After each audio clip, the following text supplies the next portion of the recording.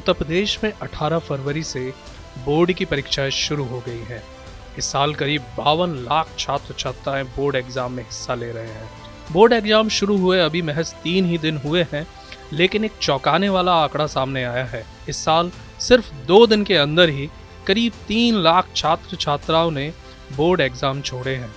इस आंकड़े के सामने आने के बाद शिक्षा विभाग में हड़कंप मच गया है। बताया जा रहा है कि इस साल एग्जाम सेंटरों पर नकल को लेकर काफ़ी सख्ती बरती जा रही है। ऐसे में इतने सारे छात्र छात्राओं के एग्जाम छोड़ने वाली बात किसी को हजम नहीं हो रही है और इस पर कई सवाल खड़े हो रहे हैं। बोर्ड एग्जाम पर देखिए ये खास खबर। इस साल बोर्ड एग्जाम में कुल 52,53,746 छात्र छात्राओं का रजिस्ट्रेशन हुआ है। शिक्षा विभाग की ओर से जारी टाइम टेबल के हिसाब से एग्जाम 18 फरवरी से शुरू हुए थे। पहले दिन ही बोर्ड परीक्षाओं में 3 लाख से ज्यादा छात्र छात्राओं ने एग्जाम नहीं दिया। दूसरे दिन को मिलाकर ये आंकड़ा 3,40,760 पहुंच गया। इस आंकड़े के सामने आने के बाद शिक्षा विभाग के माथे पर शिकन दिखाई दे रही है।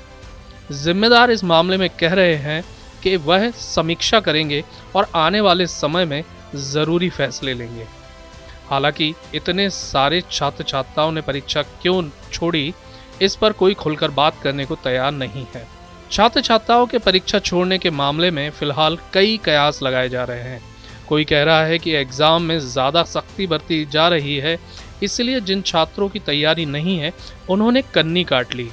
वहीं दूसरी ओर लोग यह भी कह रहे हैं कि शायद इस साल नकल करने वाले और डमी कैंडिडेट्स एग्जाम सेंटर में एंट्री नहीं कर पाए, जिसकी वजह से इतना बड़ा आंकड़ा सामने आया है। उत्तर प्रदेश शिक्षा बोर्ड की ओर से इस साल नकल करने वालों के खिलाफ नियमों में सख्ती की गई है, जिसमें एग्जाम हॉल में सीसीटीवी कैमरे लगवाए गए हैं। वहीं तलाशी के लिए भी नियम पहले से कड़े किए गए हैं। शिक्षा विभाग का दावा है कि इस साल पूरी तरह से फेयर एग्जाम हो रहे हैं। हालांकि इसी बीच कुछ नकलचियों के पकड़े जाने की खबरें जरूर सामने आई हैं।